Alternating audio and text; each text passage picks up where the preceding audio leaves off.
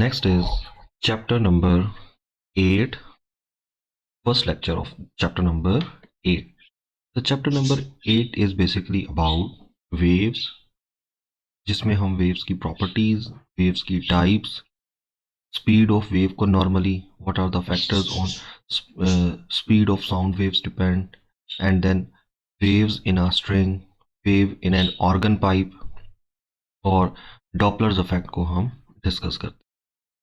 तो बेसिकली ये पूरा चैप्टर जो है वो हमारे पास वेव से रिलेटेड होगा. तो first thing is what are waves. बच्चे जो वेव्स होती हैं, wave is a mode of transfer of energy. इससे आप एनर्जी को एक जगह से दूसरी जगह क्या कर सकते हैं, ट्रांसफर कर सकते हैं. तो अगर हम यहाँ पे लिखें कि wave is a mode of transfer of energy, transfer of energy, क्या आप इससे एनर्जी को एक जगह से दूसरी जगह ट्रांसफर कर सकते हैं. तो यहाँ पे अगर आप स्लाइड में देखें, a wave is a disturbance that transfers energy from one place to another place, कि आप एक प्लेस से दूसरी प्लेस एनर्जी को ट्रांसफर कर सकते हैं. अब जो एनर्जी होती है बच्चे, energy can be transfer through matter और through waves. Energy can be transfer, energy can be transferred through matter. ये जो एनर्जी है वो आप किसी भी मैटर, मटेरियल ऑब्जेक्ट के जरिए, और थ्रू वेव्स, कि आप एनर्जी को किसी भी मैटर, मटेरियल ऑब्जेक्ट के थ्रू और किसी भी वेव के थ्रू एक जगह से दूसरी जगह क्या कर सकते हैं, ट्रांसफर कर सकते हैं. और just for example in case of bullet, जैसे बुलेट है, in case of bullet energy is transfer, in case of bullet energy is transfer through matter, ये बुलेट खुद एनर्जी को लेके जा रही होती है. In case of bullet energy is transfer through matter, but energy from sun is transfer by waves. Energy from sun, ये जो सन से हम तक एनर्जी आ रही है, energy from sun is transfer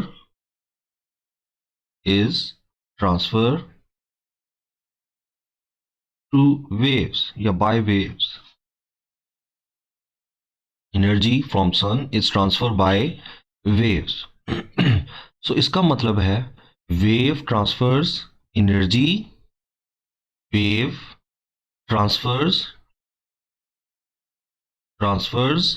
energy and momentum. Wave transfers energy and momentum, but do not transfers mass. In wave में energy transfer होती है, मोमेंटम भी ट्रांसफर होता है, लेकिन मैस ट्रांसफर नहीं होता. तो ये आपके पास वेव का थोड़ा सा इंट्रोडक्शन है कि वेव के थ्रू हम एनर्जी और मोमेंटम को ट्रांसफर करते हैं, लेकिन मैस ट्रांसफर नहीं होता. और जो बच्चे एनर्जी है वो वेव के थ्रू भी ट्रांसफर हो सकती है और किसी भी मटेरियल ऑब्जेक्ट खुद कैरी करके भी एनर्जी को लेके जा सकता है. अब इस चैप्टर में हम पढ़ेंगे मीडियम क्या होता है. द मटीरियल, कोई भी ऐसी चीज through which a wave passes, कोई भी ऐसी चीज जिसमें से वेव क्या हो, गुजर रही हो, उस मटेरियल को हम क्या कहते हैं, medium. Wave travel through the medium without actually moving the medium with it. ये बेसिकली आपके पास जो वेव है वो किसी भी मीडियम में से ट्रांसफर हो रही होती है. जैसे अगर आप ये फर्स्ट पिक्चर देखें, इसमें वेव बन रही है किसमें? स्ट्रिंग में। वेव इन अ स्ट्रिंग है, तो इसमें मीडियम क्या है? स्ट्रिंग आ जाती है। ये स्ट्रिंग होगी तो इसमें आपके पास आप वेव्स को जनरेट कर सकते हैं। और नेक्स्ट में, in this the wave transfer from one point to another through the spring. तो इस केस में spring is a medium.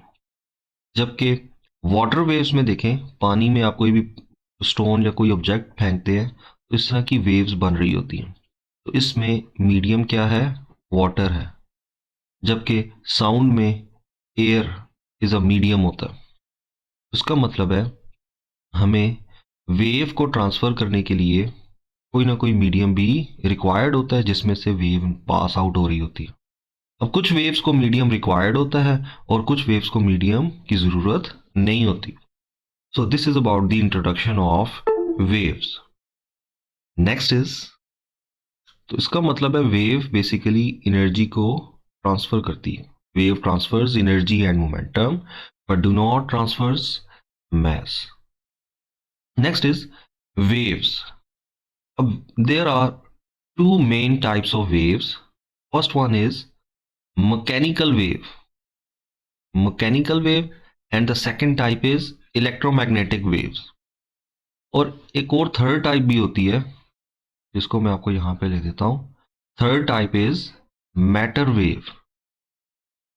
Matter waves. So there are actually three types of wave. Wave that requires a medium, जिनको एक जगह से दूसरी जगह जाने के लिए मीडियम की जरूरत होती है। जैसे साउंड वेव्स हैं, वाटर वेव्स हैं, वेव इन अ स्प्रिंग है। साउंड, अगर एयर मौजूद है तो साउंड उसमें से पास आउट होगा।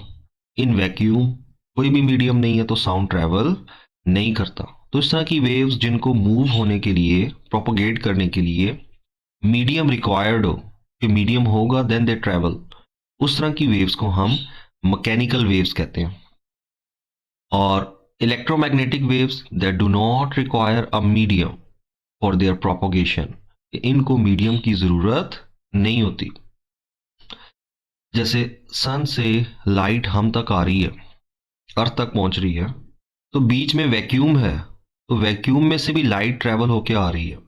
इसका मतलब है लाइट वेव्स को अगर मीडियम हो तब भी लाइट वेव्स ट्रैवल करती हैं, और अगर मीडियम ना हो तब भी लाइट वेव्स ट्रैवल कर सकती हैं। तो इस तरह की वेव्स जिनको मीडियम की जरूरत नहीं होती फॉर देयर मोशन, उसको हम क्या कहते हैं? Electromagnetic wave. अब मैकेनिकल वेव्स की फर्दर टू टाइप्स हैं। फर्स्ट आ जाती है लॉन्गिट्यूडनल वेव्स, और सेकंड टाइप क्या आ जाती है? Transverse wave. वो भी हम आगे डिटेल में डिस्कस करते हैं। और जो जितनी भी इलेक्ट्रोमैग्नेटिक वेव्स हैं वो आपके पास light waves, microwaves, infrared rays, X rays, ultraviolet rays, radio waves, एक और लिख लें gamma rays. Gamma rays are also electromagnetic. तो ये हमारे पास मैकेनिकल और इलेक्ट्रोमैग्नेटिक वेव का थोड़ा सा इंट्रोडक्शन है। जबकि जो मैटर वेव्स होती हैं, ये वो वेव्स हैं जो किसी भी मटेरियल ऑब्जेक्ट्स के साथ एसोसिएट होती हैं। The waves attached with small highly accelerating particles. जैसे ये हम आगे पढ़ेंगे कि कोई भी मटेरियल ऑब्जेक्ट जिसका वेव मैस होता है ना, उनके साथ भी वेव अटैच होती है। जैसे इलेक्ट्रॉन है, उसकी भी वेव नेचर होती है तो वो मैटर। सेकेंड ईयर में आप पढ़ेंगे उसकी ड्यूल नेचर है। तो अभी हम ऐसे लिख लेते हैं, waves associated with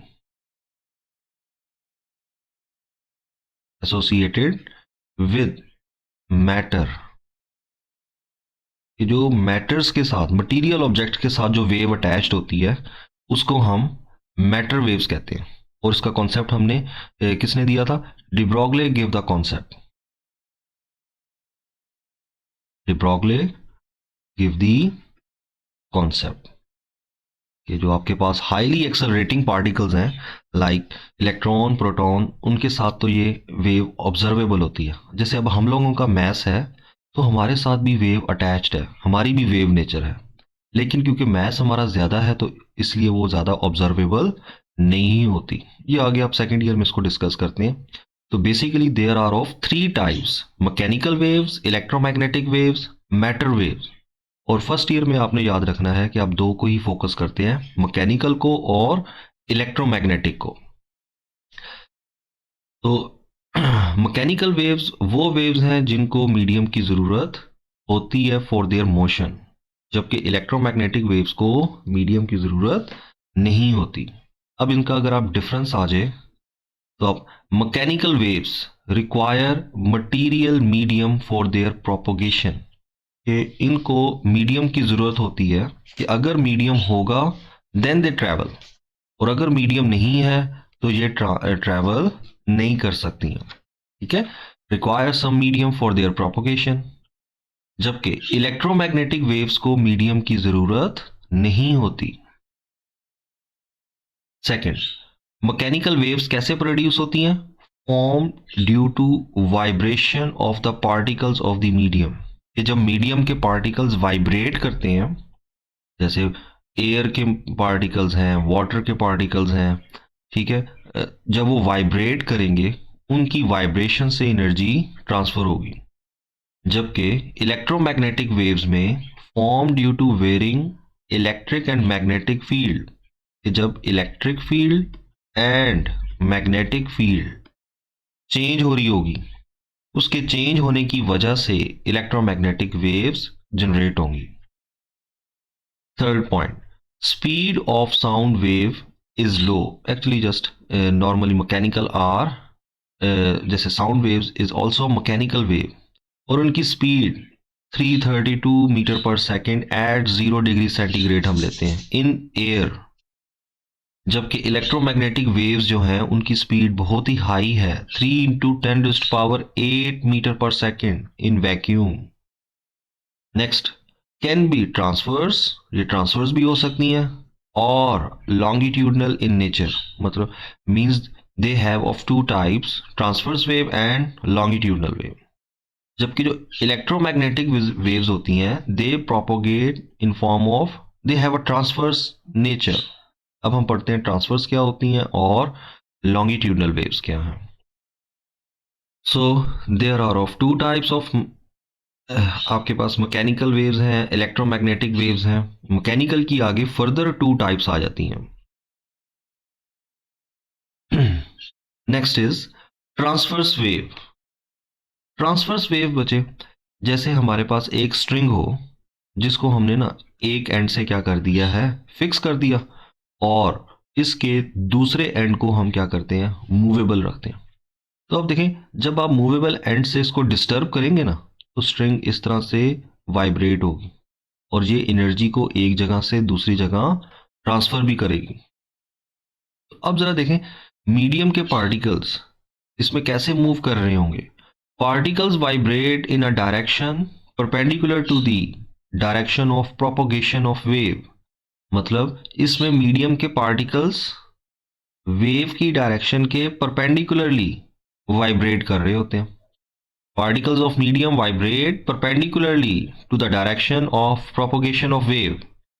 for example, अगर हम यहाँ पे एक फिक्स एंड बना लेते हैं, ये समझ लें कोई भी दीवार है, वॉल के साथ आप एक स्ट्रिंग लें और उस स्ट्रिंग को ऐसे आपने फिक्स कर दिया, और यहाँ पे ना हम कोई भी एक निशान लगा लेते हैं, मार्कर से स्पॉट बना लेते हैं यहाँ पे। अब देखें, जैसे ही आप इसको डिस्टर्ब करोगे ना तो इसमें आपके पास क्या होंगी, डिस्टर्बेंस की वजह से इस तरह से वेव जनरेट होती हैं।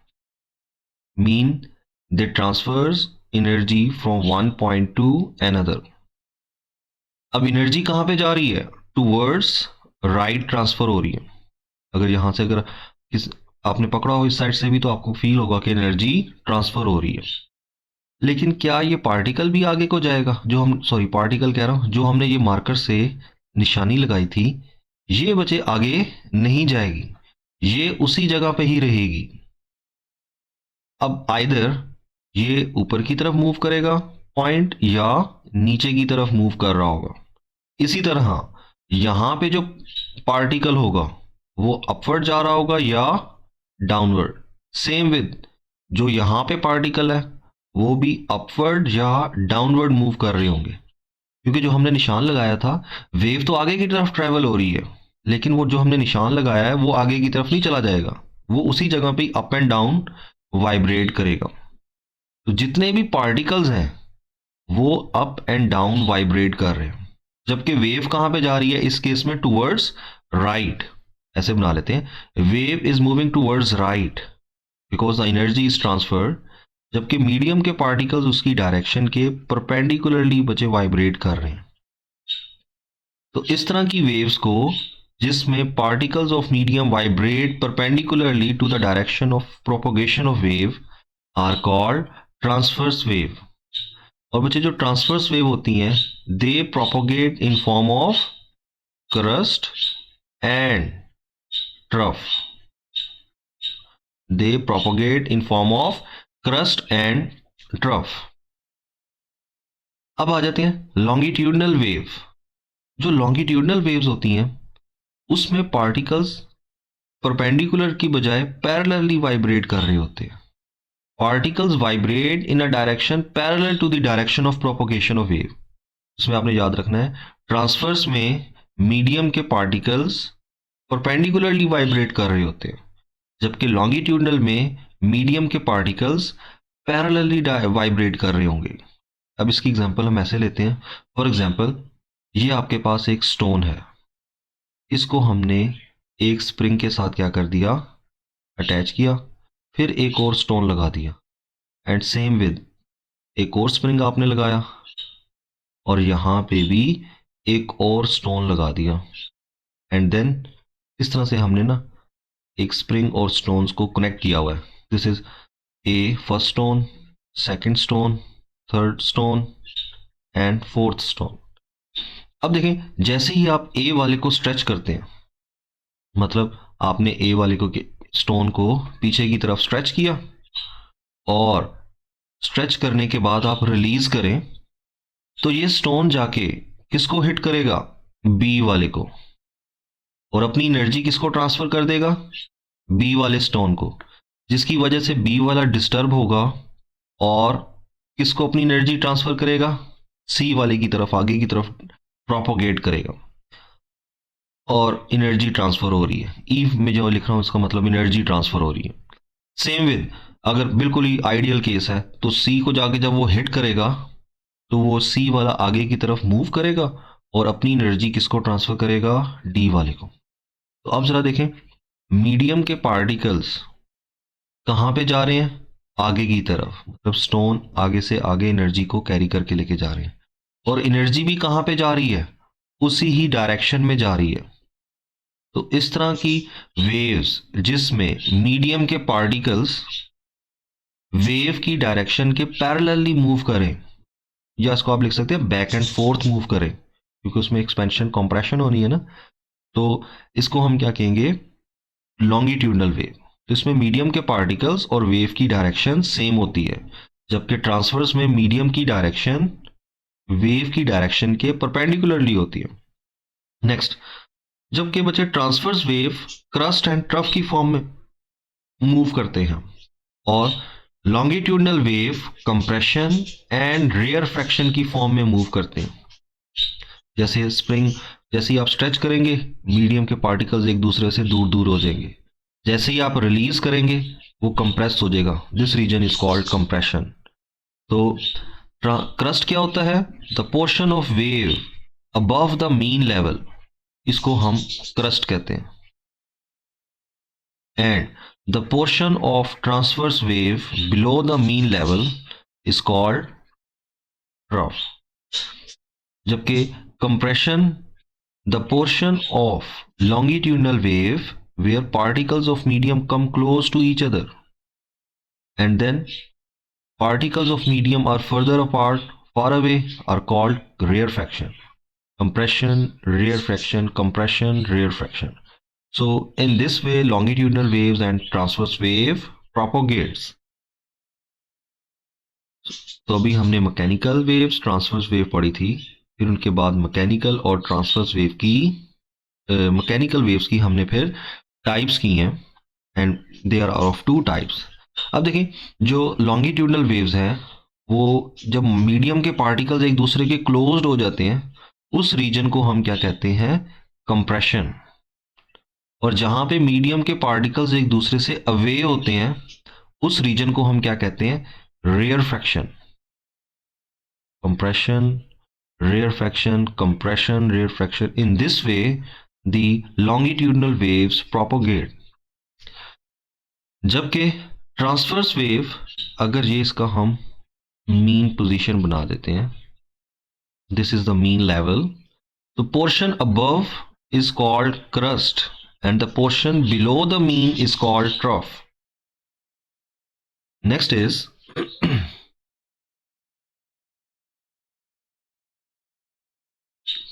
Properties of waves. अब जो वेव हमारे पास बन रही हैं वो, जैसे ये हमने ट्रांसवर्स वेव बनाई है, इसमें कुछ पॉइंट्स आते हैं। जैसे फर्स्ट पॉइंट जहां पे हमने लिखा हुआ है वेवलेंथ।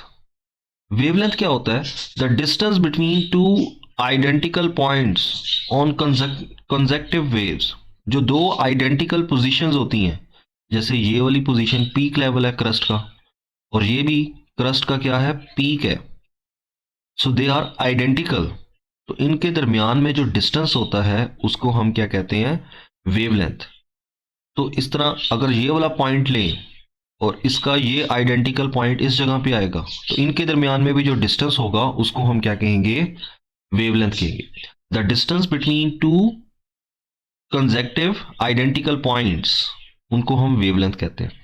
या आप जैसे लिखते हैं distance, distance between two consecutive मतलब एक के बाद नेक्स्ट वाले। The distance between two consecutive crust and trough is also called wavelength. The distance between two consecutive crust or trough is also called wavelength. Next, what is the amplitude? Amplitude आप simple याद रख लें, height of the wave is called amplitude. Height of the wave is called amplitude.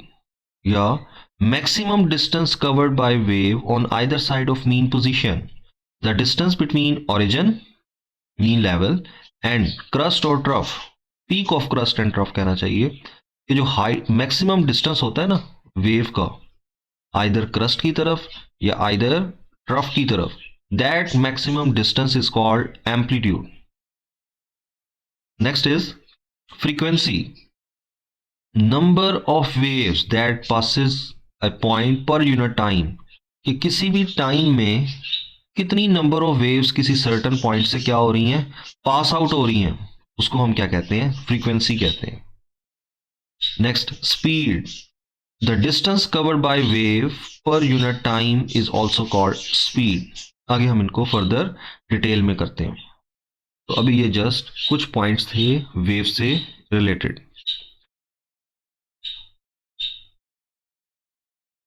अब next आ जाता है wave equation. ये जो wave equation है वेरी इंपॉर्टेंट, वो हम कैसे बनाते हैं। तो बच्चे, वेव इक्वेशन में हम एक कोई भी वेव कंसीडर कर लेते हैं, लाइक ट्रांसवर्स वेव, और एक ही नॉर्मली हाँ वेव बना लेते हैं अभी। तो अब हम कंसीडर करते हैं कि इस वेव ने डिस्टेंस कितना कवर किया हुआ है। Let's suppose S distance cover किया। Let S is the distance covered by wave, और यहां पे हमें पता है एस डिस्टेंस किसके इक्वल होगा, लैम्डा के। और कितने टाइम में कवर किया है, टी टाइम में। Time required to complete one wave is called time period. तो ये हमारे पास टाइम पीरियड आ गया। नाउ हमें पता है स्पीड का फॉर्मूला होता है बच्चे, distance divided by time. Now यहां पे हमने डिस्टेंस की जगह पे लगा देना है लैम्डा वेवलेंथ, और स्मॉल टी की जगह पे लगा देंगे कैपिटल टी। तो ये हमारे पास वेव इक्वेशन बन गई है, v is equals to lambda over T, and another form is lambda 1/t को अगर हम अलग लिख दें, so it becomes V is equals to lambda f. 1/t is f. So it becomes V is equals to f lambda. This is another mathematical form of wave equation जो यहाँ पे लिखी हुई है, और इसमें हम lambda is the wavelength in meter, frequency f is the frequency, unit is hertz, v is the speed of wave, unit is meter per second. So this is called wave equation. Next is characteristics of waves, जो मैंने आपको शुरू में पहले थोड़े थोड़े से बताए थे इंट्रोडक्शन में. अब फर्स्ट कैरेक्टरिस्टिक्स है wavelength. The shortest distance between equivalent points on a continuous wave. ये जो shortest distance होता है equivalent points में, मतलब दो identical points में जो shortest distance होगा उसको हम क्या लेते हैं, wavelength लेते हैं. जैसे ये हमारे पास एक क्रस्ट है, ये हमारे पास सेकेंड कंसेक्टिव क्रस्ट लेना है, इसके दरमियान में जो डिस्टेंस होगा that is known as wavelength. The distance between two consecutive crust और two consecutive trough is called wavelength. Mean measured from crust to crust और ट्रफ टू ट्रफ. नेक्स्ट आ जाए एक्सप्रेस्ड इन, नॉर्मली हम इसको मीटर्स में भी ले सकते हैं, रेडियो वेव्स वगैरह को सेंटीमीटर्स में भी और नैनोमीटर्स में भी इसकी यूनिट हो सकती है. These are just prefixes. Frequency, the number of waves that passes a given point per second, कि किसी भी टाइम में जितनी वेव्स पास आउट हो रही हैं उसको हम क्या कहते हैं, फ्रीक्वेंसी कहते हैं. The number of waves passing through certain point per unit time or per second is called frequency of the wave. जैसे frequency हम लिखेंगे, frequency is equals to number of waves divided by time in second. If there is only one wave, so n become 1, and for one wave the time is time period, so f is equals to 1/t. This is the mathematical form of frequency, and its SI unit is hertz or per second. Next is amplitude, the wave's height of the wave जो मैंने आपको कहा था, और maximum displacement on either side of mean position from origin to a crust और origin to a trough जो distance होता है उसको हम क्या कहते हैं, amplitude कहते हैं. अब नेक्स्ट हमारे पास वेव स्पीड आ जाती है, स्पीड ऑफ द वेव. अब हमारे पास दो तरह की वेव्स हैं. The speed is the distance travel by wave per unit time. जैसे हमें पता है स्पीड क्या होता है, distance travelled by the wave per unit time is called wave speed. It depends upon, किस पे डिपेंड करती है, it depends upon type of wave, wave की टाइप क्या है, and nature of the medium, और वो किस में से पास आउट हो रही है. मीडियम पे भी स्पीड डिपेंड करती है. जैसे स्पीड ऑफ लाइट है वैक्यूम में 3 × 10⁸ है, लेकिन अगर कोई वाटर है, ग्लास है, तो उसमें स्पीड क्या हो जाती है, डिक्रीज हो जाती है. Next, the speed of transverse wave in a string और इन अ स्प्रिंग इज, जैसे आप कोई भी ट्रांसवर्स वेव बनाते हैं किसी भी स्प्रिंग में, तो उसमें बचे जो स्पीड है ना वो डायरेक्टली डिपेंड करती है square root of the tension पे, कि जितनी आपने उस स्ट्रिंग को, टेंशन उसमें ज़्यादा होगी, मतलब वो ज़्यादा स्ट्रेच्ड होगी स्ट्रिंग, उतना ही उसमें आप थोड़ा सा भी डिस्टर्ब करेंगे तो वो वेव स्पीड जल्दी ट्रैवल करेगी. मतलब आपके पास एक स्ट्रिंग है, उसको आपने टाइटली बांधा हुआ है और एक को आपने ज़रा लूजली अटैच किया हुआ है दोनों एंड से, तो देखें जो जिसमें टेंशन ज़्यादा होगी ना तो उसमें वेव की स्पीड भी क्या होगी, ज़्यादा होगी. Second thing is wave inversely depend करती है इस पे, मैस पर यूनिट लेंथ पे. मतलब एक अगर आपके पास वेव स्ट्रिंग बिल्कुल थिन सी है, और एक आपके पास स्ट्रिंग थोड़ी सी क्या है, थिक है, आपके पास मोटी वायर आपने ले ली है। तो अगर आप दोनों पे सेम फोर्स लगाएं तो किस में ज़्यादा जल्दी वेव ट्रेवल करेगी, जो थिन होगी। सो इसका मतलब है जो ट्रांसवर्स वेव है इन अ स्ट्रिंग और स्प्रिंग, वो दो चीज़ों पे डिपेंड करती हैं। एक तो टेंशन पे, स्क्वायर रूट ऑफ टेंशन पे, और इन्वर्सली डिपेंड करती हैं स्क्वायर रूट ऑफ मास पे। अगर मैं इन दोनों को कंबाइन कर दूं तो v हमारे पास बनेगा under root T over m। और बच्चे याद रखें ये m खाली मैस नहीं है, where m is the mass per unit length, m is the mass per unit length है। तो जितना मैस एक वायर का ज्यादा है, थिक वायर है और एक थिन वायर है, दोनों को आप सेम फोर्स से डिस्टर्ब करें तो देखेंगे थिन में वेव जल्दी ट्रांसफर होगी, स्पीड ज्यादा होगी वेव की, जबकि थिक वायर में ड्यू टू इनर्शिया उसमें स्पीड क्या होगी, कम होगी। तो अगर हम इसकी वैल्यू पुट कर दें स्मॉल m की, तो we have another formula which is T over capital M, और L को हम न्यूमरेटर में ले जाते हैं। तो this is the another form of transverse wave in a string, और small m is the mass per unit length. और यहाँ पे हमारे पास एग्जाम्पल्स में ट्रांसवर्स वेव जो होती हैं वो वेव इन अ स्ट्रिंग में बन रही होती हैं, स्प्रिंग में वेव्स बन रही होती हैं, और on the surface of the water, just on the surface of the water जो होती हैं वो आपके पास ट्रांसवर्स वेव बन रही होती है।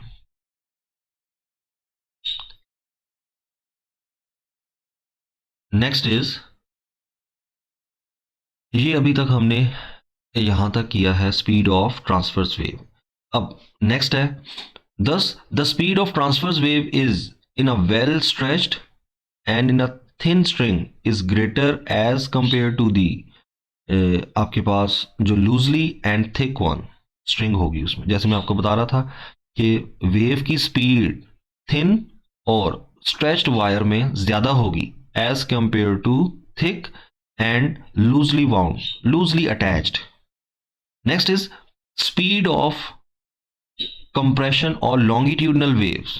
जो लॉन्गिट्यूडनल वेव्स होती हैं जो क्रस्ट कंप्रेशन और रेयर फ्रैक्शन की फॉर्म में जाती हैं, वो बच्चे दो चीज़ों पे डिपेंड करती हैं, मीडियम की इलास्टिकसिटी पे, इलास्टिकसिटी ऑफ द मीडियम पे। जितना मीडियम की इलास्टिकसिटी ज़्यादा होगी उतनी लॉन्गिट्यूडनल वेव्स की स्पीड भी ज़्यादा हो जाएगी, लेकिन जितना मीडियम डेंसर होता जाएगा उतनी उसमें स्पीड कम होती जाएगी। अगर हम इन दोनों को कंबाइन कर दें, combining equation 1 and 2, so we have v proportional is constant की जहां पे 1 है, under root e over rho। This is the speed of longitudinal waves। यहाँ पे here longitudinal wave travel more slowly in gases than in solid। तो इसका मतलब है क्योंकि सॉलिड्स की इलास्टिसिटी ज़्यादा है तो उसका वहाँ पे स्पीड भी क्या होगी, ज़्यादा होगी, जबकि गैसेस की इलास्टिसिटी कम होती है तो उसमें स्पीड क्या होती है, कम होगी बच्चे। तो यहाँ तक अगर कोई कंफ्यूजन हो तो पूछ लें।